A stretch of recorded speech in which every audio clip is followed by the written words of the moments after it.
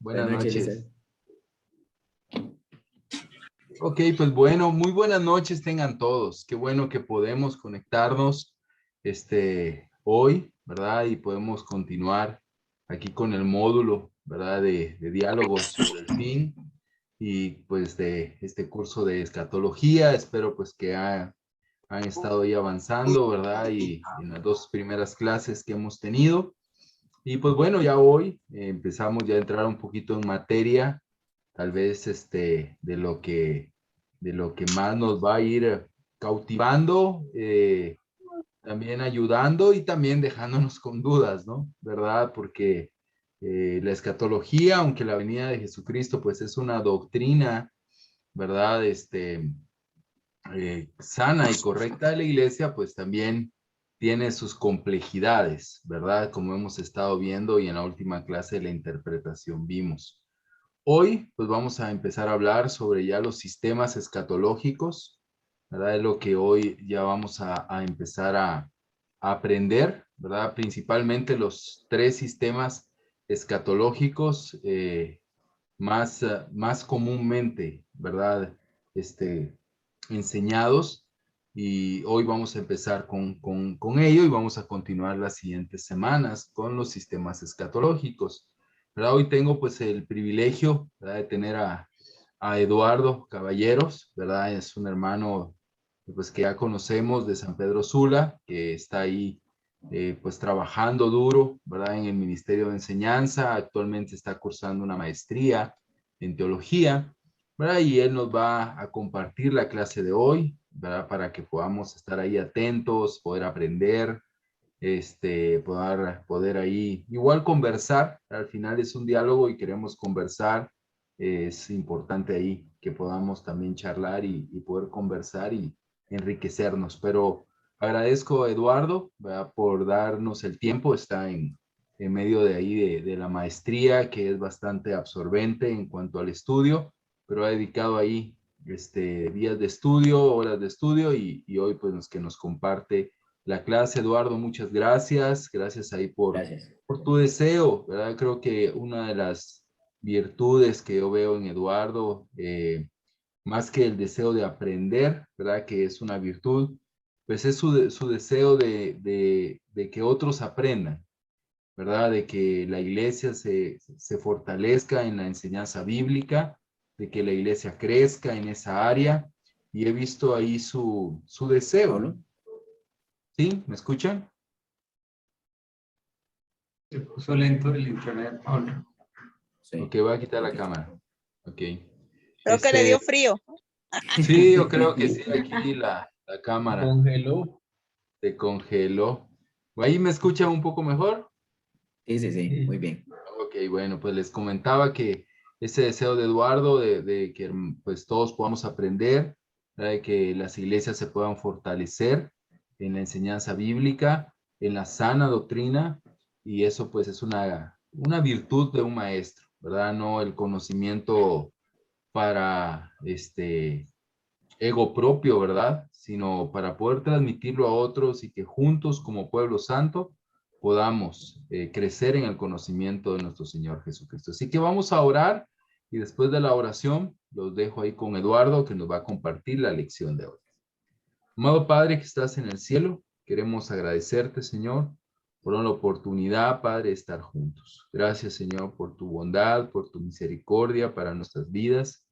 Queremos, Padre, pedirte que tú puedas ayudarnos, Señor, en esta noche. Que vamos a aprender, Señor, de este tema de la escatología y queremos pedirte, Señor, que la enseñanza de hoy pueda llegar a nuestros corazones, nos pueda abrir el entendimiento, podamos, Señor, también que sea una semilla que se siembra para poder seguir buscando, seguir aprendiendo y seguir creciendo. Utiliza a mi hermano Eduardo, Señor, para que pueda comunicar, Señor, tu mensaje, nos pueda comunicar, Señor, tu enseñanza. Padre, que lo utilice, Señor, Por y favor, Dios. que puedas también ayudarnos a nosotros. Oramos y agradecemos en Jesús. Amén. Gracias. Los dejo con Eduardo. Amén. Bueno, gracias, Pablo, por la invitación. Felicitarlos a todos realmente por tomar este tiempo para poder profundizar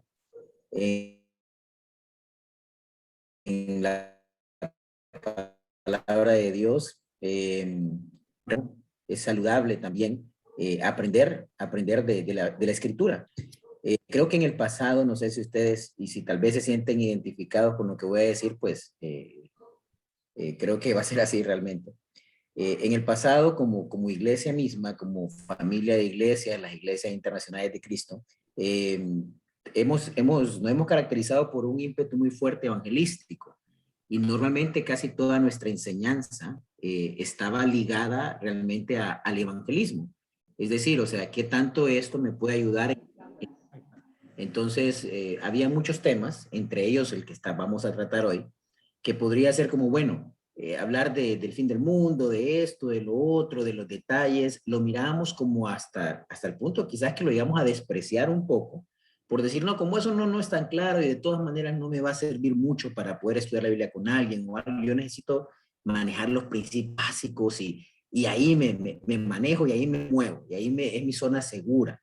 Si alguien me empieza a hablar de ese tema, no, mira, lo importante es cambiar tu vida y volverte a Dios y ya.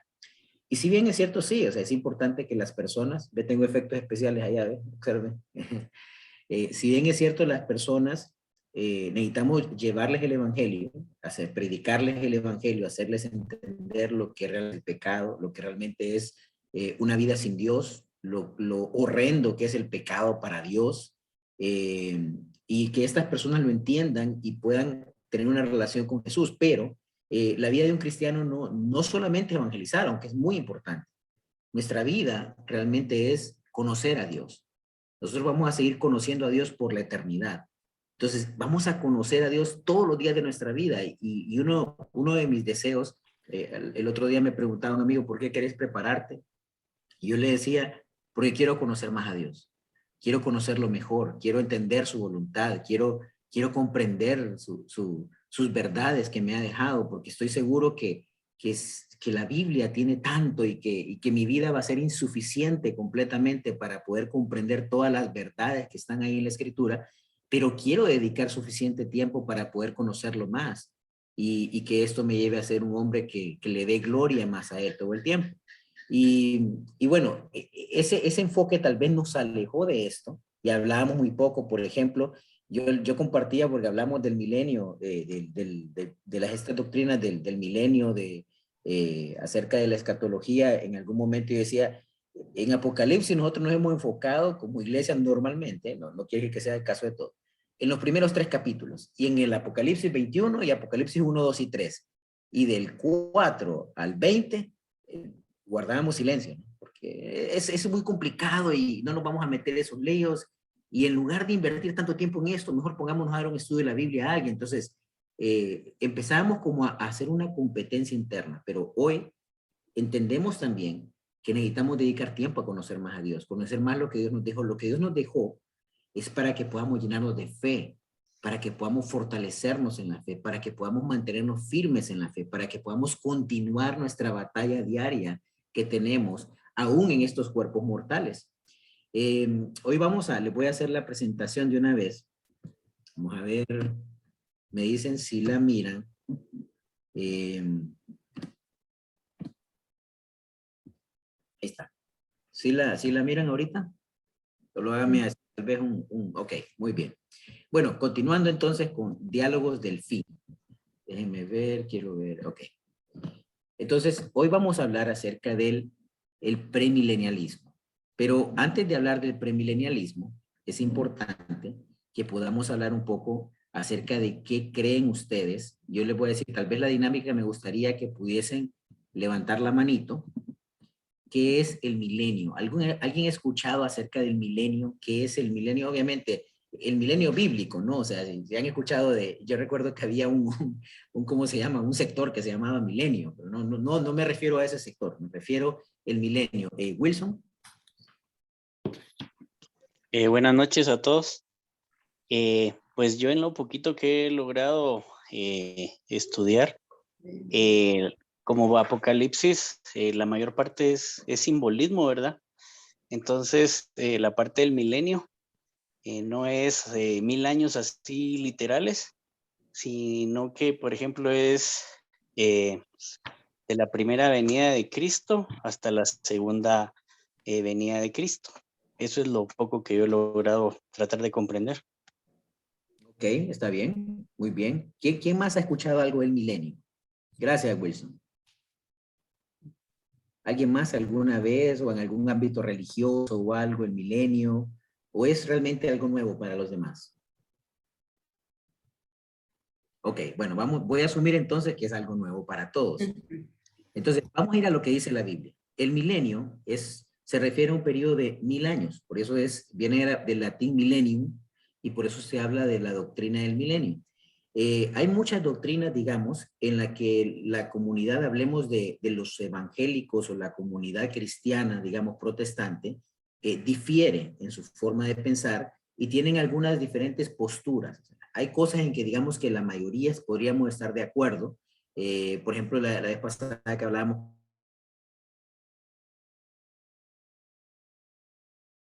con en las cuales van a haber diferentes posiciones y que a través de los años los estudiosos lo han visto de diferentes maneras y han tratado de encontrar una solución y encajar este tipo de enseñanza. Entonces, el milenio se refiere a lo que vamos a ver en Apocalipsis, capítulo 20, verso 1. Y aquí es donde hay una gran diferencia entre diferentes, digamos, denominaciones. Vamos a leerlo para que nos hagamos la idea. Apocalipsis 20, 1 al 6, dice así: vi además a un ángel que bajaba del cielo con la llave del abismo. Ponme un segundo. Okay. Y una gran cadena en la mano. Sujetó al dragón, aquella serpiente antigua que es el diablo y Satanás, y lo encadenó por 1000 años. Lo arrojó al abismo, lo encerró y tapó la salida para que no engañara más a las naciones, hasta que se cumplieran los 1000 años, nuevamente 1000 años. Después habrá de ser soltado por algún tiempo. Entonces, versículo 4, vi tronos donde se sentaron los que recibieron autoridad para juzgar. Vi también las almas de los que habían sido decapitados por la causa del testimonio de Jesús y por la palabra de Dios. No habían adorado a la bestia ni a su imagen, ni se habían dejado poner su marca en la frente ni en la mano. Volvieron a vivir y reinaron con Cristo 1000 años. Perdón. ¿Ok? Esta es la primera resurrección, verso 5. Los demás muertos no volvieron a vivir hasta que se cumplieron los 1000 años. Dichosos y santos los que tienen parte en la primera resurrección. La segunda muerte no tiene poder sobre ellos, sino que serán sacerdotes de Dios y de Cristo y reinarán con él 1000 años. Después habrá de ser tratado por algún tiempo. Entonces, fíjense acá, ¿cuántas veces ustedes pueden notar que se menciona la palabra 1000 años, 1000 años, 1000 años, 1000 años? Este es el pasaje, Apocalipsis 20, donde empieza la interpretación del tema del milenio. ¿Qué quiere decir con esos 1000 años? Porque las preguntas, los que estamos acá, lo primero que nos preguntaríamos, bueno, ¿se refiere a algo literal? ¿Se refiere a algo simbólico? Bueno, nosotros estamos acostumbrados, ¿no? Como el Apocalipsis es simbólico, el milenio debe ser simbólico. Pero bueno, los estudiosos han dicho, o sea, no podemos decir, para poder decir que algo debe ser interpretado de forma simbólica, debemos realmente hacerlo de una forma correcta bíblicamente, o sea, a través de un proceso de hermenéutica, exégesis, o sea, una interpretación correcta. Yo sé que en la clase anterior era acerca de interpretación, para realmente saber si es simbólico este pasaje. Porque no podemos estar seguros solo porque no, lo que yo miro ahí es que al ver eso que dice, por ejemplo, el dragón y el diablo y el abismo, todo este lenguaje es simbólico, eso tiene que ser algo simbólico, entonces los 1000 años es simbólico. Entonces, esto ha llevado mucho estudio. Han habido oposiciones referente al milenio desde los primeros siglos, pero en el año más o menos en el siglo, inicios del siglo XIX, creo yo, siglo XX, finales del XIX, inicios del XX, empezaron como a volverse más populares tal vez estas ideas acerca del milenio y lo que significa. Veamos bien nada más, yo les digo, lo primero que hay que hacer cuando usted agarra una escritura, por muy complicada que parezca, lo primero que uno tiene que hacer es tratar de irla entendiendo, como dicen, pasito a pasito. Que miremos los hechos primero. O sea, aquí está hablando, a ver, un ángel baja del cielo, ok, dice con la llave del abismo y una cadena. sujeta al dragón, aquella serpiente antigua que es el diablo. Bueno, aquí ya nos da la respuesta. Sencillito, la interpretación está implícita en la escritura, es el diablo y Satanás. Entonces, el ángel que baja ata a Satanás y lo encadena por 1000 años. Ok, ya tenemos la primera idea, es encadenado por 1000 años. Dice, lo arroja al abismo, lo encerró y tapó la salida para que no engañara más a la nación. Es decir, Satanás es atrapado y entra en un periodo como de inactividad, digamos. Está inactivo porque no puede engañar más a las naciones. O tal vez tenga alguna actividad, porque no dice que esté inactivo, tenga cierta actividad, pero no puede engañar más hasta que se cumplan los 1000 años. Es decir, es un periodo en el que Satanás no está trabajando, digamos, a todo vapor, sino que no puede engañar a las naciones. Periodo de 1000 años. Entonces después habrá de ser soltados. Miren bien, entonces habla después de los que se sentaron a juzgar, ya tenemos la idea, el milenio empieza, o digamos, los 1000 años arrancan con el encadenamiento de Satanás. Después dice, las almas de la parte que he resaltado en Mario, las almas de los que habían sido decapitados por la causa del testimonio de Jesús y por la palabra de Dios. Entonces, ¿qué representa estas personas? Es evidente que si son personas que habían sido decapitadas por el testimonio de Jesús y por la palabra de Dios, o sea, eran cristianos, evidentemente, eran personas que habían dado sus vidas por el evangelio, por la causa de Jesús. Y dice, no habían adorado a la bestia ni a su imagen, ni se habían dejado poner su marca en la frente ni en la mano. Dice que volvieron a vivir. Miren este evento interesante. Quiero que ordenen las ideas. Lo primero que siempre que vean un pasaje, ordenar la idea. Volvieron a vivir y reinaron con Cristo 1000 años. Ok. Entonces, ¿qué estaba pasando? Dice, hay un periodo en el que Satanás es atado, pierde actividad, pierde la capacidad de engañar a las naciones, pero también al mismo tiempo dice que hay una resurrección acá, que hay los que habían muerto, volvieron a vivir. Y dice que reinaron con Cristo 1000 años. Entonces, eso es lo famoso de la doctrina del reinado milenial de Cristo. Entonces dice, reinaron con Cristo 1000 años. Ahora, entonces, vamos después a ver qué representa cada cosa. Pero ya vemos los hechos. ¿Qué sigue después? Oigan bien, esta es la primera resurrección. ¿Sí? Entonces, ocurre la primera resurrección. Dice, los muertos no volvieron a vivir hasta que se cumplieron los 1000 años. Ok, entonces, ordenando tres nuestras ideas, al comienzo, ¿qué pasó? Inicia, Satanás es atado, ¿sí? Es atado, pierde la actividad, no puede engañar a las naciones, y hay una primera resurrección. ¿Quiénes son los que forman parte de esta primera resurrección?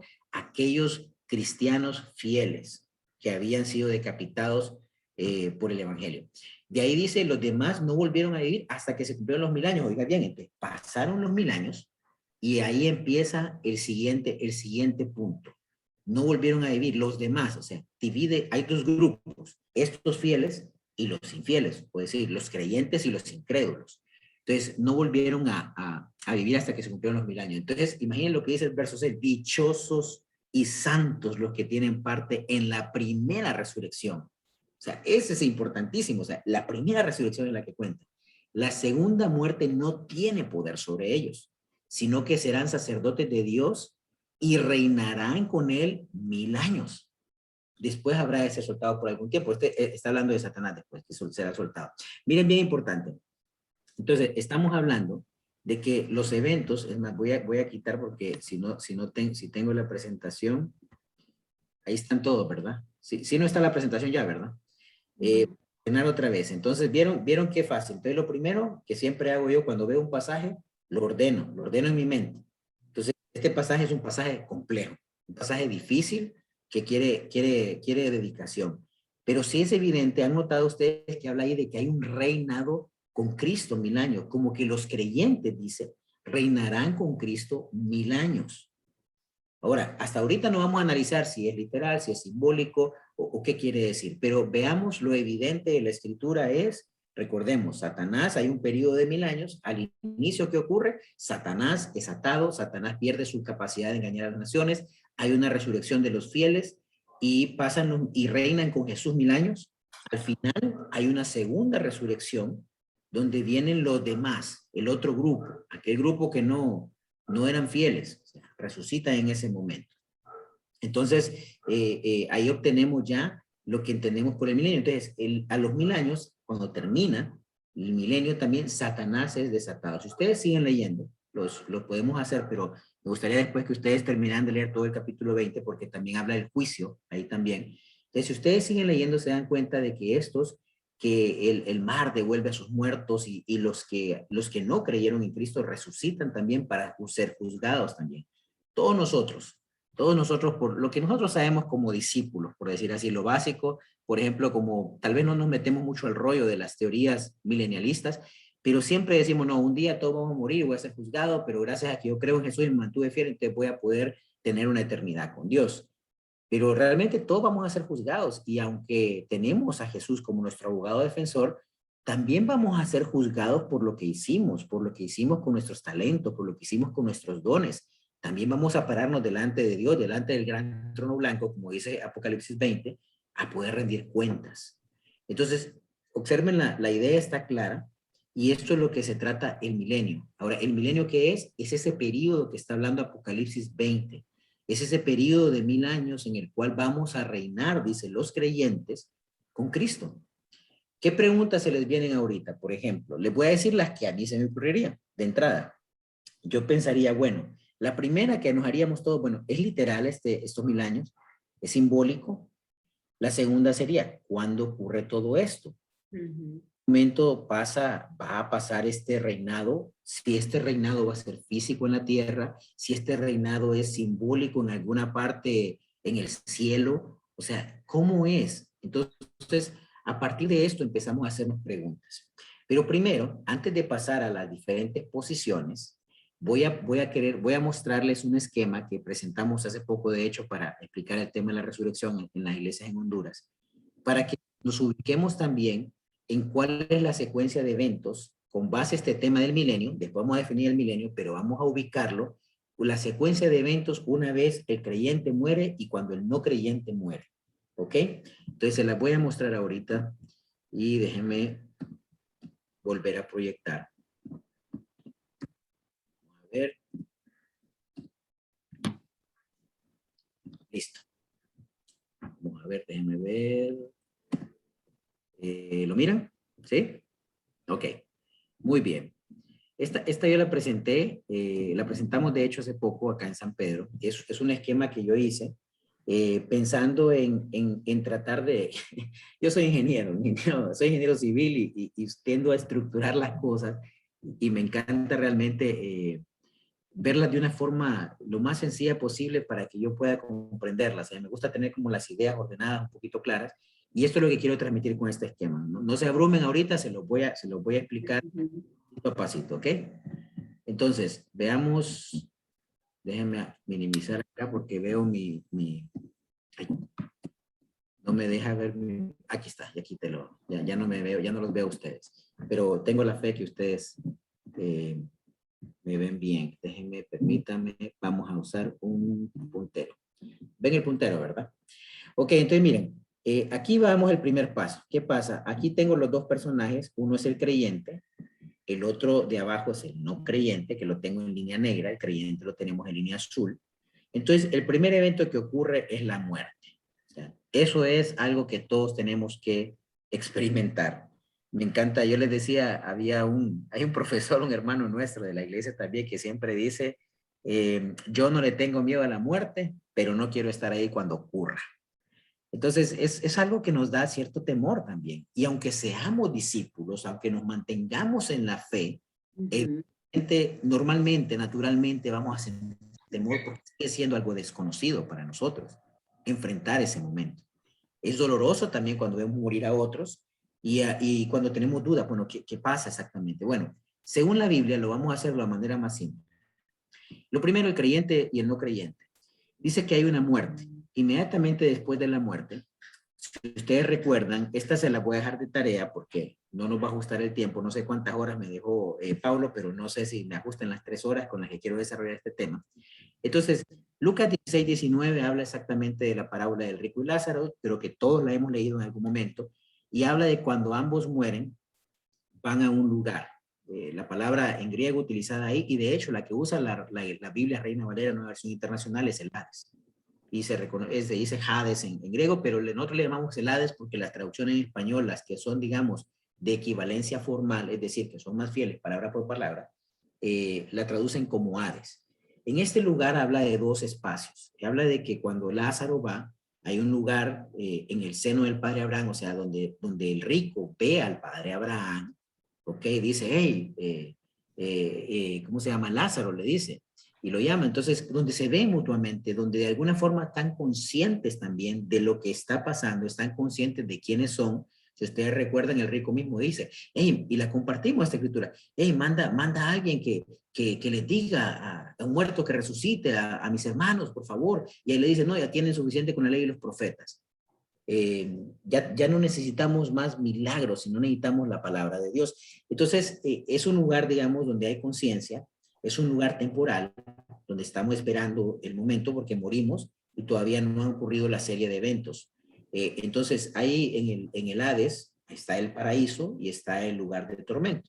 Entonces, tenemos dos lugares ahí. El paraíso es lo mismo que llama el seno del padre Abraham, como lo define Lucas 16, y el lugar de tormento donde está sufriendo. Imaginemos, o sea, que el no creyente inmediatamente pasa a un estado también de sufrimiento, terrible.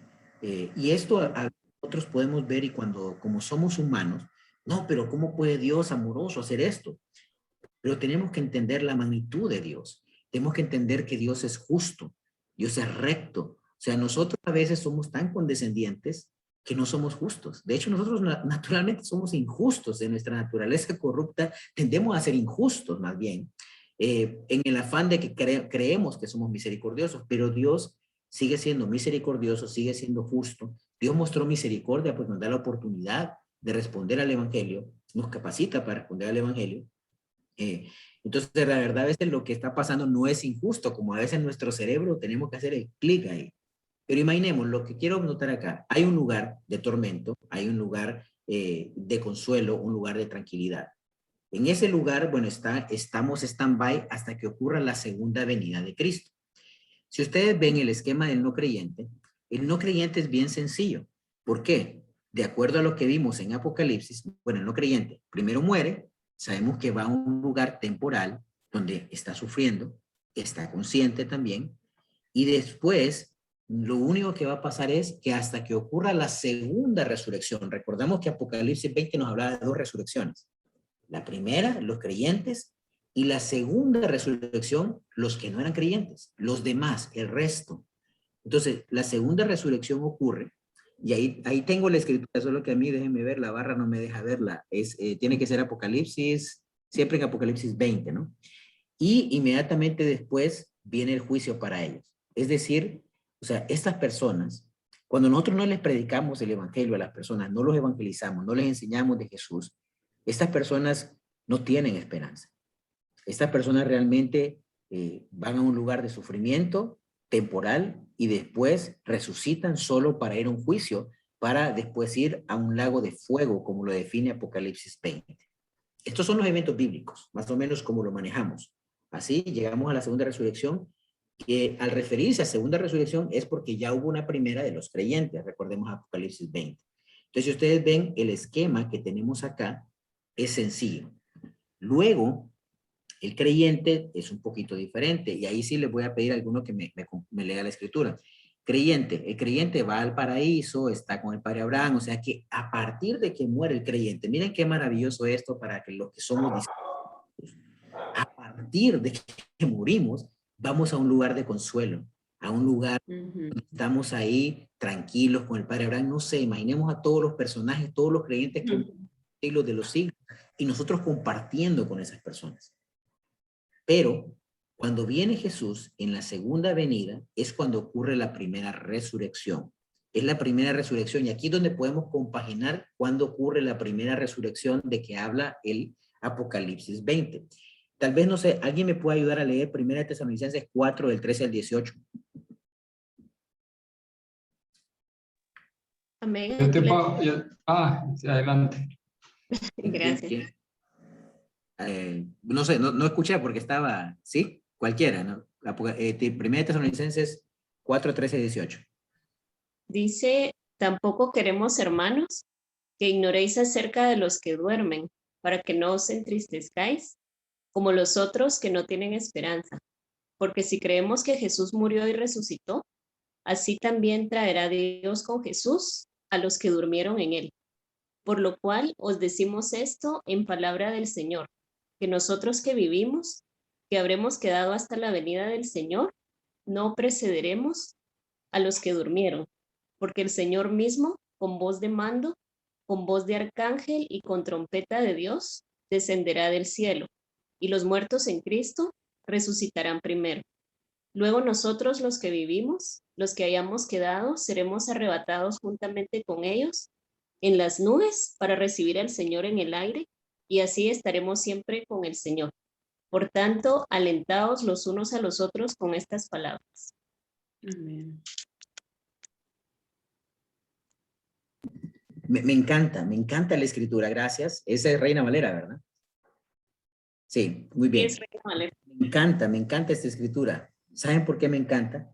Porque dice, no queremos, había una preocupación. Sabemos que las cartas de Pablo normalmente eran una respuesta a alguna pregunta tal vez, o alguna inquietud que podía tener las iglesias que él había plantado, o las iglesias a las cuales él se consideraba como un padre, o sea, como era el apóstol de los gentiles.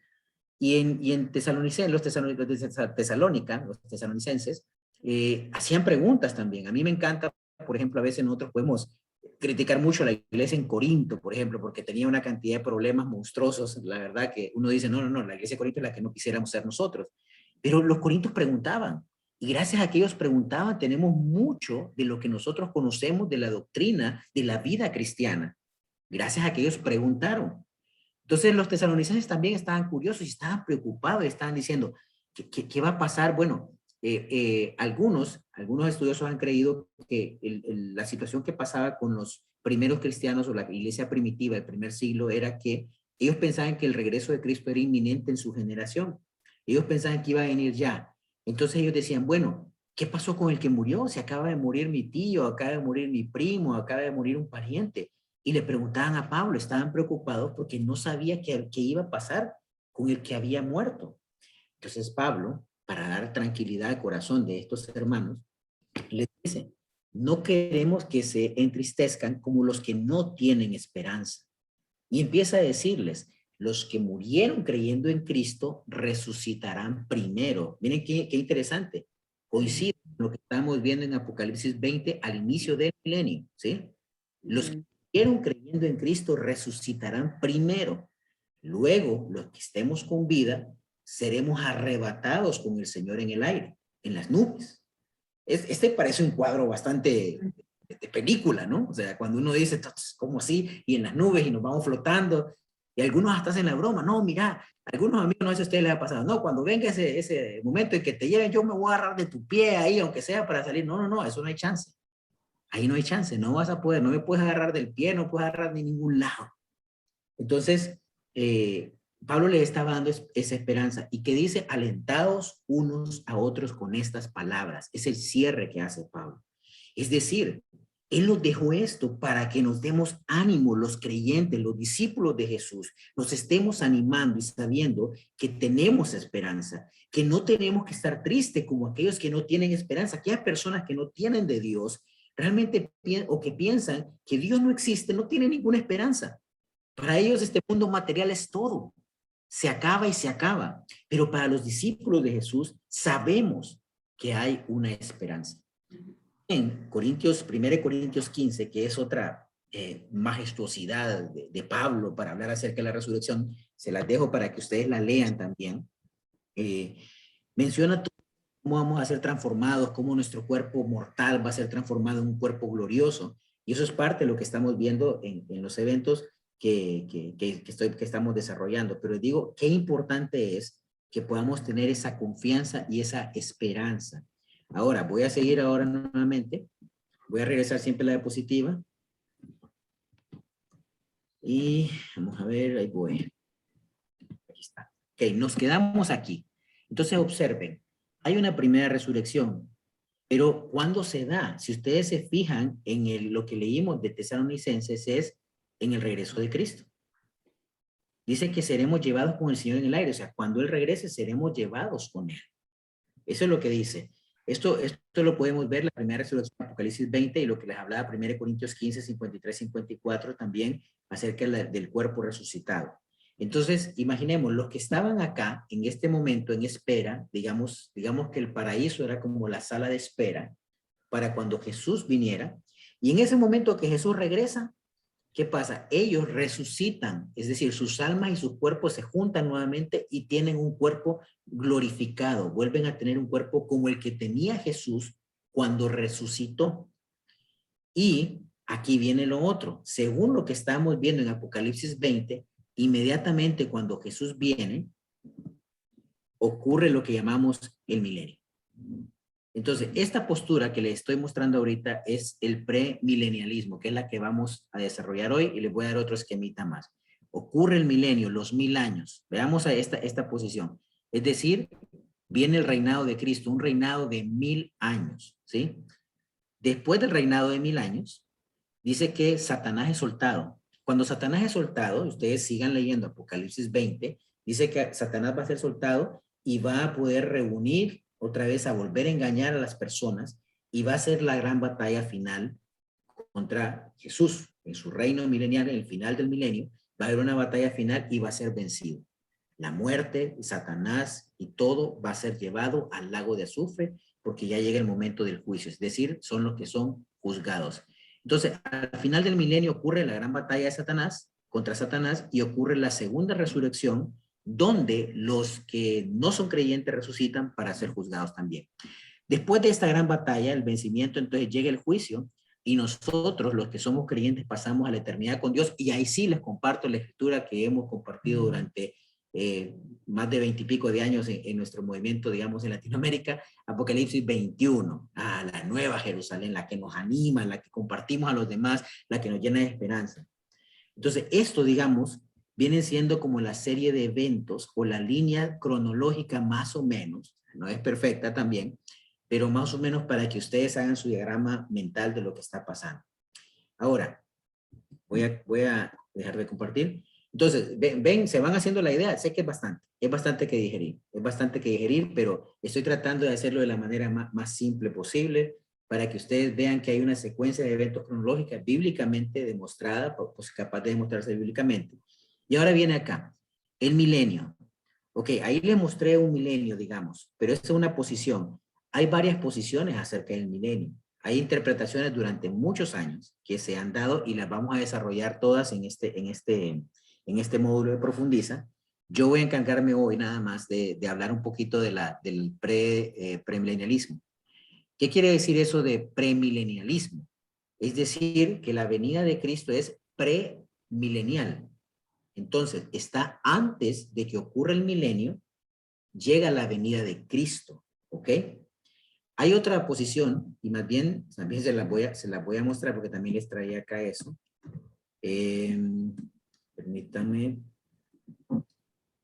Aquí está.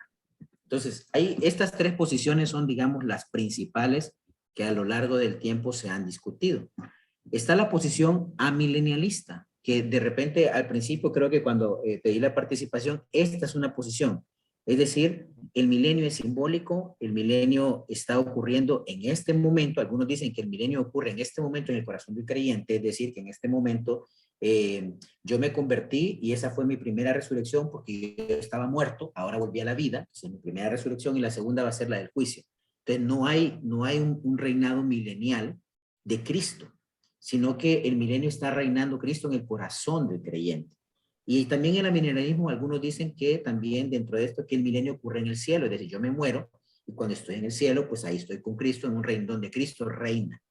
Y ese es el milenio. Cuando regrese va a ser una única resurrección y en ese momento vamos a ser juzgados y vamos a pasar a nuestras moradas eternas que nos enseña, que nos dice Jesús que nos va a tener listas en el Evangelio de Juan. Entonces, amilenial quiere decir, bueno, no hay un milenio literal como ustedes creen. El postmilenialismo, que es la siguiente, habla de que ocurre después, o sea, el milenio está pasando, digamos, en este momento, es la era de la iglesia, y la evangelización mundial va a llegar a todas las naciones y vamos a llegar a todas partes y la mayoría del mundo se va a ir convirtiendo y después de eso pues va a ser la venida de Cristo. Entonces, es digamos alguna que algunos han dicho, bueno, no estamos tan seguros de esta y todo, pero es una posición que la van a desarrollar más en detalle. La que yo me quiero enfocar es esta, el premilenialismo, que hay dos posiciones. Esta, digamos, es la más estudiada como en el sentido de poder desarrollar más técnicamente. Habla de dos posiciones, un premilenialismo histórico y un premilenialismo dispensacionalista. Voy a parar un momento acá. Hasta ahorita, vamos a ver, antes de entrar a eso, hasta ahorita, ¿cómo vamos? Tienen muchas dudas, ¿no? No se preocupen, porque si pregunto ahorita, ¿tienen dudas? Yo levanto mi mano también, porque yo también tengo muchas dudas. Pero más o menos vamos ordenando nuestras ideas. ¿Sienten que vamos creando una secuencia lógica de los eventos? ¿Sí? Sí. O están ya, o ya, es porque me voy ahorita a pasar lo más crudo, lo más duro, ¿va? ¿Ok? Ok, perfecto. Ahí veo deditos, pues quiere decir que sí. Y no se sientan, miren, no se sientan, digamos, menos o que están confundidos y todo, no. Esto también lleva tiempo. Créanme que a mí me ha tocado también eh, enredarme por muchas horas en este tema, hasta tratar de digerirlo mejor. Ok, entonces hablamos el premilenio. ¿Qué hablamos del premilenio? Les decía, la venida de Cristo precede el milenio. Entonces, fíjense que esta tiene sentido. Observen lo que leímos en Tesalonicenses. Habíamos visto en Tesalonicenses que Cristo viene y ahí es donde ocurre la resurrección, la primera resurrección, son arrebatados. Esa escritura, también hay otro término que usualmente lo van a escuchar y seguramente en el ambiente religioso, el rapto. El rapto viene del latín raptum, que quiere decir arrebatamiento, que es lo que está diciendo Tesalonicenses, que los que estaban con vida iban a ser arrebatados, ¿ok?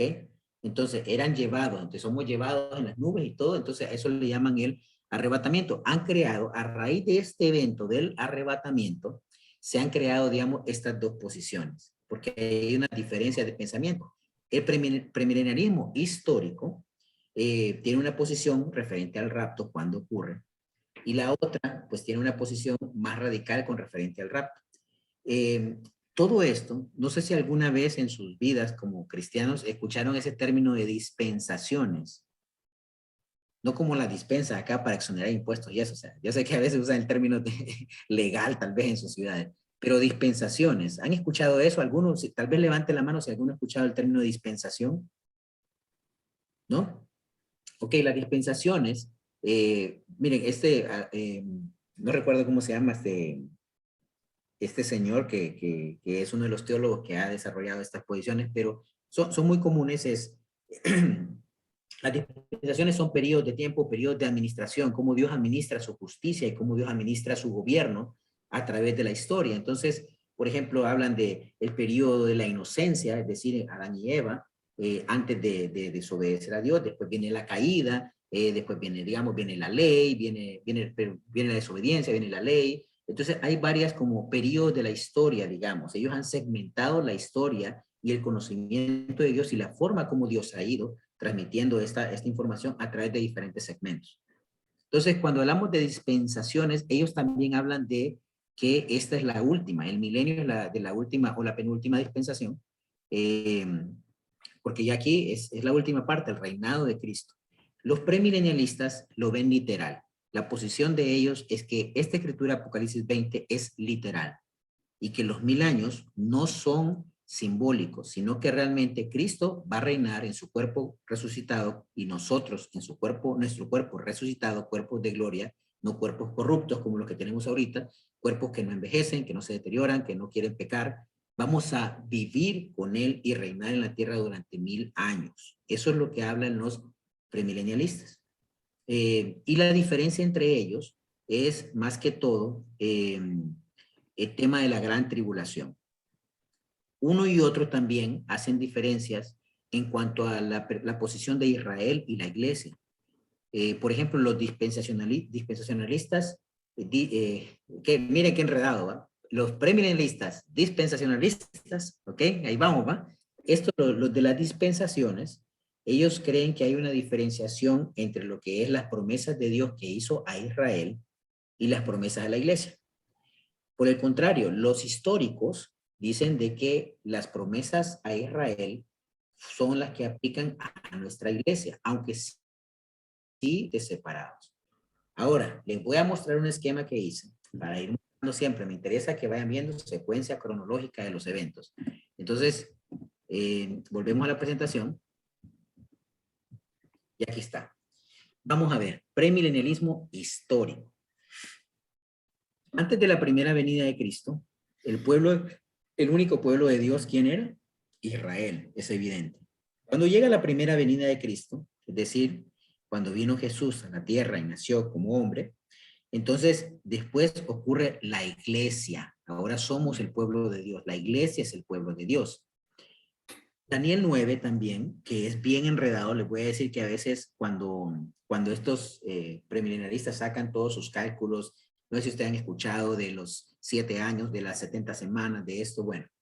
La posición, para hacerla resumida, es que va a haber una gran tribulación antes, o sea, va a haber momentos de sufrimiento que van a preceder la segunda venida de Cristo. Ahorita estamos acá, ¿no? Está la gran tribulación, digamos, acá en algún punto, que va a preceder, según ellos van a haber 7 años, basados en Daniel 9, 25 en delante, que va a haber un tiempo de sufrimiento, y que en esta posición histórica la iglesia va a estar presente, y los que estemos ahí va a estar presente, y las advertencias que hacía Jesús aún en Mateo 24, que se mantuvieran fieles y todos, y que este tiempo pues iba a ser acortado para que pudieran sobrevivir los fieles también.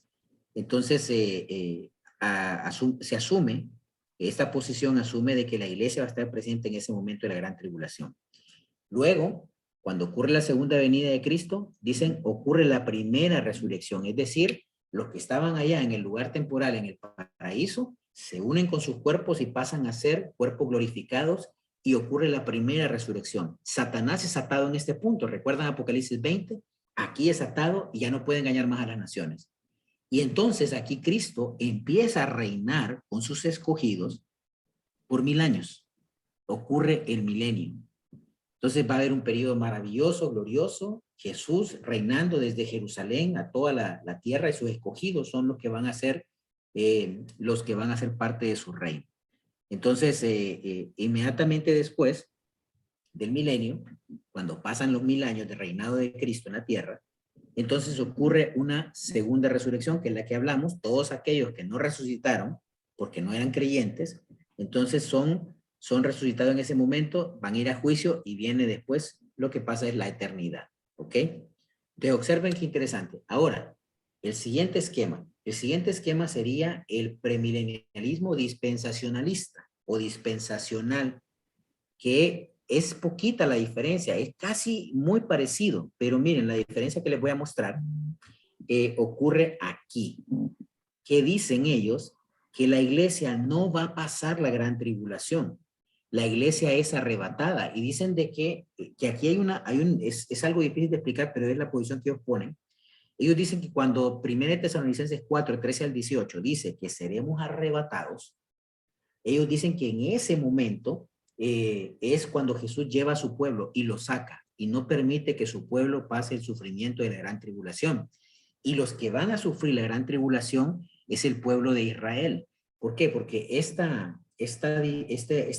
punto de vista diferencia a los dos, Israel y la iglesia. Entonces los tiene como planes distintos de salvación. Y aquí, en este periodo de sufrimiento, Israel va a reconocer a Jesús como el Mesías, como el esperado. Y gran parte de Israel va a ser restaurado. Y las promesas de Dios, porque ellos dicen, y es cierto, hay muchas promesas que digamos que Dios hace a Israel que no encajan tanto como que fueran para la iglesia, sino parece que fueran para su nación. Ellos dicen, aquí va a ser la restauración de Israel, y en ese momento ya, cuando ya ocurra, viene la segunda venida de Cristo. Entonces, los que fuimos arrebatados, los que estaban en el paraíso esperando, resucitan, y todos estos con sus cuerpos glorificados vienen a la tierra para poder reinar con Cristo durante 1000 años. Y después ocurre lo mismo. Pasan los 1000 años, ocurre la segunda resurrección, donde las personas entran al juicio y resucitan para ser juzgados cada uno, y después ya pasamos al estado eterno de cada uno. Entonces, ¿ven la diferencia? ¿Cuál es la diferencia? Que en una posición la iglesia es arrebatada antes de la gran tribulación, y en la otra posición la iglesia está presente en la gran tribulación. Es decir, en la primera, en la histórica, iglesia presente. En la dispensacional, iglesia ausente. ¿Ok? Entonces, bueno, este es como un brochazo muy rápido de lo que es la posición premilenialista. Entonces, bueno, y nosotros, bueno, porque las preguntas que uno puede hacer, pero a mí lo que me interesa saber es cuál es, pues, y cuál es la verdadera, y cuál es la que va a ser, y cómo va a ser de verdad, porque, miren, son pasajes difíciles también. Esto ha llevado a personas, yo he estudiado por varios tiempos, pero realmente hay personas que han pasado toda su vida estudiando este tema, toda su vida alineando puntos y todo. A veces creo que tampoco no creo que sea el plan de Dios que nos obsesionemos completamente con un solo tema. Es lo mismo. Le damos enfoque, por ejemplo, si es todo el evangelismo y todo lo que hablamos tiene que ser evangelismo, qué bueno, queremos evangelizar el mundo, sí, pero la Biblia no solo es evangelismo también. Hay que hablar de todos estos temas también e ir desarrollando de alguna forma integral, una forma que podamos fortalecernos, porque esto es para animarnos.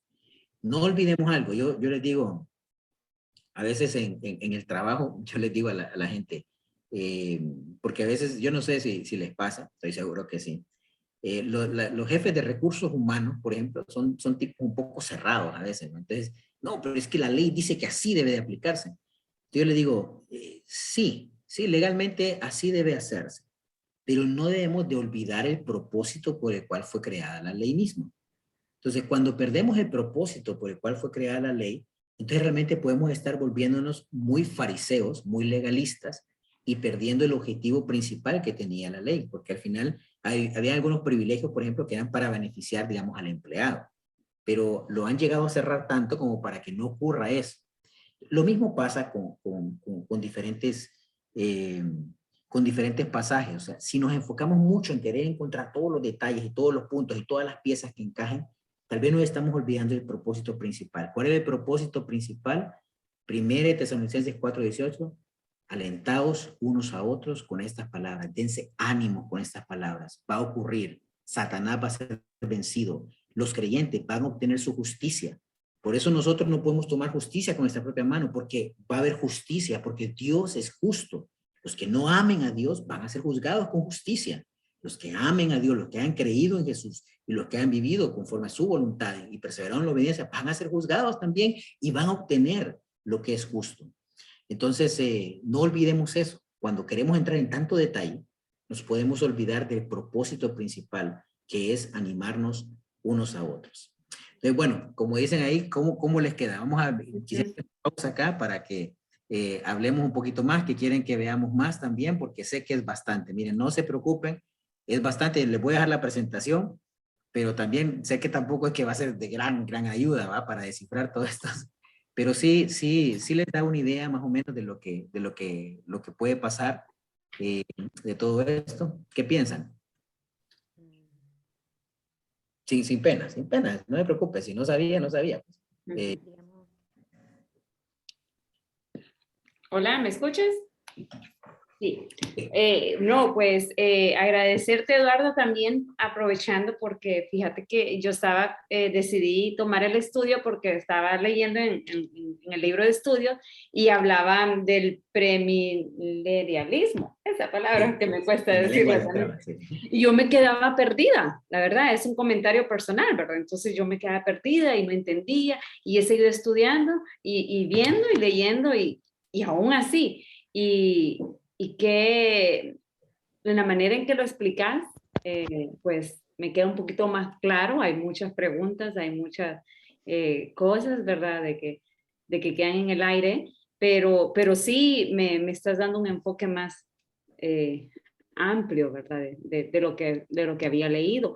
Y la verdad es de que, como bien dices en la Biblia, que dice de que darnos ánimos unos a los otros y me hace pensar también en los familiares de que hemos perdido, ¿verdad? Que han fallecido y yo en lo que ibas explicando me quedaba analizando y digo yo, entonces, ¿dónde está fulanito y dónde está menganito? Y pues la verdad que excelente, fue de mucho aprendizaje, me gusta. Gracias, Yulisa. Qué bueno, mira, va a tomar tiempo, es un tema que hay que estudiar mucho y no tengas miedo de dudas también. O sea, lo que sí estamos seguros es lo que espera el creyente. Por ejemplo, con las personas que han muerto, yo soy reservado, pues, porque creo que todos debemos de ser reservados. No somos nosotros los jueces, a ser juzgada en su momento. Y de repente a veces cuando decimos, no, pero es que yo creo que él puede estar aquí o puede estar acá, ya estamos haciendo nuestro juicio. Entonces, yo le diría a todos ser cautelosos, ser sabios, y en su momento la justicia de Dios va a ser evidente. Dios va a hacer justicia, Dios va a cumplir sus promesas, Dios va a glorificar su nombre también en ese día a través de su justicia y su amor, porque se va a haber visto las dos cosas de Dios. Y en el juicio se va a mostrar el amor y su justicia. Entonces, Lorena también estaba con la manito ahí. Sí, la verdad que gracias, Eduardo. Yo, pues, me gusta mucho estudiar. Lorena, te escuchamos súper suave, apenas. Suave. Ahorita sí ya. Un poquito mejor, sí. Un poquito mejor. Sí. Okay, yo sé que es importante lo que dijiste. Me quedo con lo último, que no debemos obsesionarnos con el tema, ¿verdad? Yo creo que como creyentes es importante aprender y conocer, porque a veces nos encontramos con personas que son difíciles, ¿verdad? Que todo lo cuestionan, que quieren preguntar esto, lo otro, pero también tenemos que ver todo el panorama general, como dice Mateo 24, o sea, nadie sabe ni el día ni la hora. Entonces, por más cálculos que podamos hacer y que podamos sacar, creo que lo más importante es saber que como cristianos tenemos que mantenernos fieles, ¿verdad? Obedeciendo, ¿verdad? Humildemente, luchando con nuestra naturaleza pecadora, esperando el día que nos llegue la muerte, que a todos nos va a llegar, lo más seguro, ¿verdad? Y saber que si confiamos y morimos en Cristo, vamos a tener un lugar en el cielo, como dice Jesús, ¿verdad? No se preocupen, yo les estoy preparando un lugar.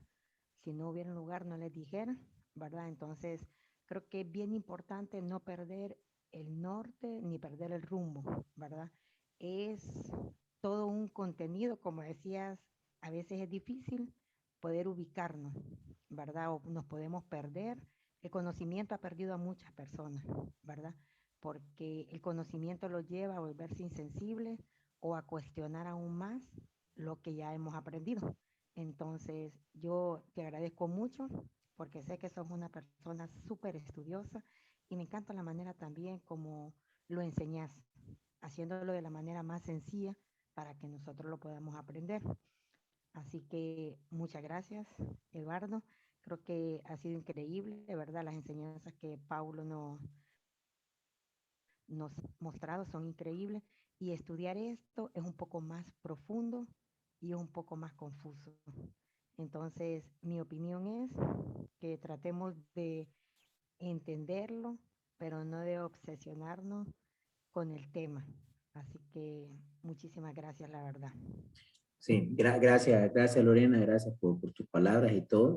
Sí, fíjate que sí, hay que tener cuidado. Miren, eso de los cálculos de cuándo viene Cristo, miren, si Dios, Jesús mismo, hubiese querido que supiéramos cuándo iba a regresar, Él nos lo hubiera dicho directamente. En eso no, o sea, nadie se debe de gastar. Yo sé que hay muchos que han puesto fechas, han puesto situaciones, pero no le vamos a pegar, no le vamos a pegar nunca.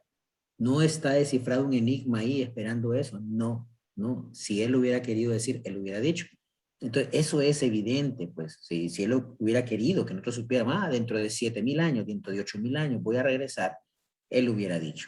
Entonces, por eso hay que estar tranquilos y como decía Lorena, no hay que obsesionarse con un tema en especial, porque lo que pasa es, hay que estudiar los temas, hay que ser profundos. Dios nos llama, tenemos que ser profundos en la palabra de Dios y lo que tenemos es maravilloso, pero no debemos de enfocarnos, entonces hay personas que solo se han obsesionado con este tema, el milenio y el rapto, y cuando viene Jesús, y saquemos los cálculos, y van a pasar 400 años, y van a hacer esto, y si le sacas la raíz cuadrada, y entonces te das cuenta que va a llegar a tal fecha, y empiezan a proponer fechas.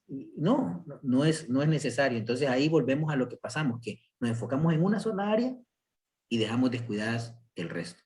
Entonces, buen punto ahí, Lorena, y gracias. Y pues hay que sumergirse, pero sin volverse obsesivos por un solo tema. Seguimos ahí, Marco. Pues yo solo darte las gracias, Eduardo, porque en realidad ese es el propósito, ¿verdad? Que tal vez nos unimos a estos enlaces, porque a mí me venía la imagen desde niños, por ejemplo, acá en Guatemala crecemos con una imagen del purgatorio, y de hecho cuando hay velorios o algo así, ponen un cuadro, creo que se llama el cuadro de las ánimas del purgatorio, ¿verdad? Y cuando uno es niño ve eso, y realmente ya cuando uno crece, por ejemplo, escuchas a los testigos de Jehová, y ellos dicen que el infierno no existe, ¿verdad? Y realmente yo creo que esto como discípulos pues nos hace tener una opinión más sólida, ¿verdad? O sea, nos hace personas que, como te digo, tal vez desde la niñez traemos esas cosas inculcadas, ¿verdad? Yo creo que lo que vos decías, ¿verdad? O sea, nos hace conocer más a Dios y estar más seguros de nuestra fe, ¿verdad? Incluso con estas personas, por ejemplo, los testigos de Jehová, que son unas personas muy conocedoras de lo que hablan, aparentemente, ¿verdad? Porque sí te dejan hasta... pero gracias, ¿verdad? Gracias a todos por su tiempo, por tomarte tu tiempo y compartir tu enseñanza, ¿verdad? Y a Pablo también y a todos. Gracias. Muchas gracias, Marco. Sí, desde que nosotros, o sea, hay que entender, o sea, ahí lo vemos claramente, la doctrina del purgatorio es incorrecta, no tiene sustento bíblico, y sí, algunos crecimos con esa idea, por lo menos, y fue desarrollada, yo estaba investigando de dónde la sacaron, digo yo, y algunos creen que es basada en un pasaje que está en Macabeos, que es un libro que nosotros no consideramos inspirado, No canónico. los protestantes, pero la Iglesia Católica sí lo considera inspirado. Entonces de ahí sacan como que hay un lugar intermedio que podemos rogar por las personas ahí, pero realmente no hay ningún pasaje, ni Jesús mismo, ni los apóstoles hablaron acerca de un lugar intermedio que esté la gente esperando recibir ayuda de los de abajo, o sea, no existe, no es bíblico, pues no hay fundamento bíblico, entonces crecimos así. Y creo que también, ustedes saben, en la historia de la iglesia ha sido también en parte a que también hubo corrupción en la iglesia católica romana, que cuando ocurre la reforma protestante está en un punto donde era insostenible, y eso llevó a la reforma protestante. Era insostenible la venta de indulgencias por salvar a todas sus almas en el purgatorio y todo lo demás. Entonces, eso llevó a la separación y a la fractura. Lutero nunca quiso fracturar la iglesia. Lutero lo que quiso era realmente reformar la iglesia y que volviéramos a las escrituras. Ese era como el enfoque de él, aunque también le puedo decir, Lutero también tenía algunos errores teológicos que hoy los vemos porque es más fácil, porque tenemos más personas que han estudiado más a fondo muchos temas. Pero sí, y comparto lo que decís, testigos de Jehová, los tipos, nosotros a veces, no sé si a ustedes les pasa, como discípulos a veces nos hemos querido como jactar, no, nosotros sí estudiamos la Biblia con las personas, pero realmente no crea que sabemos tanto de la Biblia nosotros. Nosotros la verdad que sabemos los principios básicos, eso sí lo manejamos, sí sabemos así, el pecado, el arrepentimiento y todo, la conversión, pero no, cuando nos preguntan de temas profundos, ahí nos quedamos como, no, y nos enojamos, no, esos temas no, enfócate en tu vida. Y es cierto, hay que enfocarse en su vida, pero no tenemos esas respuestas, pero sí debemos de prepararnos para que tengamos respuestas. Entonces, a veces es una excusa como para nuestra negligencia en el crecimiento, ¿sí? Ok, seguimos ahí, Carlos y Mónica. No sé quién iba. Gracias, Eduardo. Sí, agradecerte por la clase y agradecerte también por el mensaje de que realmente, pues sí, a través del conocimiento de Dios, creo que crece nuestra fe. Sabemos, como lo mencionaba Lorena, de que en el mundo hay muchas ideas, aquel que no lee la Biblia, de interpretaciones sobre este tema, que realmente pues distorsiona muy poco de lo que nosotros podemos ayudar. Lo que sí nos deja claro es que en este milenio, en este siglo, en este periodo de tiempo es a donde tenemos que ser obedientes en lo que tenemos que hacer. Entonces agradecerte y gracias por el mensaje. Gracias, Carlos. Sí, pensemos en algo, o sea, lo que pasa, obviamente, aquí, como decía Carlos, o sea, aquí es donde debemos de ser fieles. Y cuando ya ocurra ese momento que recibamos nuestros cuerpos glorificados y para vida eterna, ya llegó, ya llegamos, pues, ya estamos ahí. Vamos a ser juzgados, sí, vamos a rendir cuentas ante Dios de lo que hicimos, pero cuando ya recibís ese cuerpo resucitado, ese cuerpo de gloria, como dice, incorruptible, eh, ya ese momento es como llegamos. Este es el momento que habíamos anhelado tanto y por lo que se basa nuestra fe cristiana. Esa es nuestra esperanza. Ese es nuestro consuelo, nuestra fortaleza, nuestro ánimo, nuestra fuerza realmente para poder mantenernos fieles. Que ahí la justicia de Dios va a ser obvia también y va a ser un momento tan glorioso que vamos a ver la misericordia, la gracia de Dios en nosotros y su justicia al mismo tiempo. Entonces, va a ser algo maravilloso, pues, y eso es lo que tenemos que animarnos unos a otros. Cómo ocurra las posiciones, cómo va a ser y todo, puede que nos equivoquemos, puede que el premilenialismo esté equivocado, puede que el milenialismo esté equivocado, puede que el postmilenialismo esté equivocado. No lo sabemos en este momento, pero sí lo que nos llena es de ánimo a saber que es algo grandioso y glorioso a lo que hemos sido llamados. Fabián. Buenas noches, muchas gracias Eduardo por la clase. Yo pensaba hace un momento, bueno, de verdad esto como que me deja mucho ánimo, ¿no? Mucho ánimo para poder continuar obedeciendo a Dios. Y pues veo que también no es como temas, o no es un tema como para poder predicarlo y decirle a la iglesia a todos, ¿no? Sino que es más bien algo que si a uno le interesa, por ejemplo, saber un poco más, poder ahondar o profundizar más en esas cosas, pero por mi parte me deja súper tranquilo.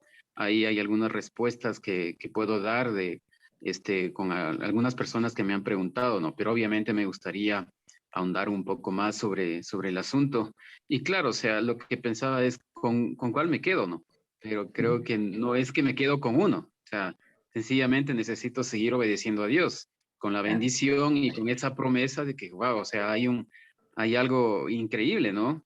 En el futuro y sea por cualquiera de ellos, pues, que voy a estar con Cristo, por ejemplo, me llena de verdad de muchas ganas, o sea, como de continuar predicando, que la gente conozca más de esto, quizá de alguna manera como esto sirva como una pues advertencia para las personas a veces que uno le está dando un estudio bíblico o ayudando en una restauración. Anima, en realidad a mí me da como mucha herramienta en realidad esto, o sea, es una herramienta más para la caja, la verdad, y sigue siendo eso como para continuar aprendiendo. O sea, de verdad, gracias ahí a Paulo también, porque de verdad el hombre se esfuerza mucho con esto y de verdad gracias a ti también por prepararte. A mí me gusta mucho eso de hacer cuadros, o sea, de hacer un esquema y poder llegar a una verdad, o por lo menos salir de alguna duda. Y si siguen habiendo más dudas, pues amén, o sea, hay que seguir estudiando y avanzando, ¿no? Entonces, de verdad, uno nunca termina de aprender y de verdad muchas gracias por tu tiempo, por tu esfuerzo y bueno, a continuar y animado, amigo. Muchas gracias.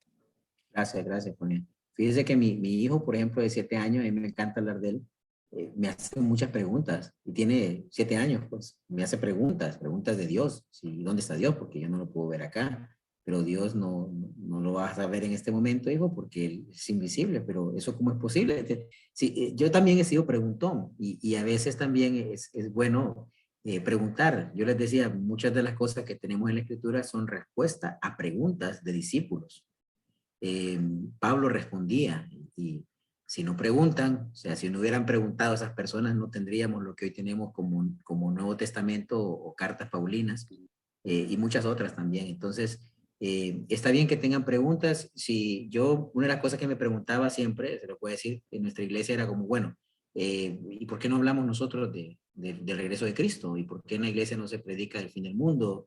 ¿Y por qué nosotros no tenemos esa enseñanza? Y cuando me preguntan, cuando empezaban a hablarme otras personas religiosas y me hablaban de esos temas, pues yo me llenaba como de, no sé, o sea, y me ponía a la defensiva, la verdad me ponía a la defensiva, como, no, cambia tu vida, estar perdiendo el tiempo en eso. Y la verdad, ignorar lo que está haciendo también expresado también, ¿sí? Entonces, lo que hablábamos, no es obsesionarnos, pero la verdad, esto fue dejado para darnos ánimo, para animarnos, para llenarnos de fe y para tener confianza. No hay que obsesionarnos con eso, como decía Lorena, no hay que volvernos locos calculando.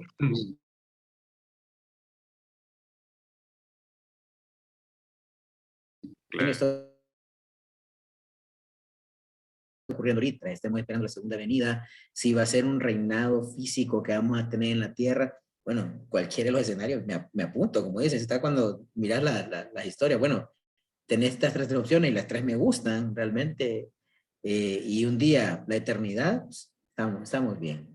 Entonces, para que estén tranquilos y que por lo menos en la iglesia también hablamos, y nuestros maestros de la Biblia también, Douglas Jacobi, y los diferentes maestros, John Oakes, por ejemplo, también hablan de estos temas. ¿Sí? Lo que pasa es que en español, lamentablemente, no tenemos tanta información, o para, por lo menos de la línea de nuestro movimiento, ¿sí?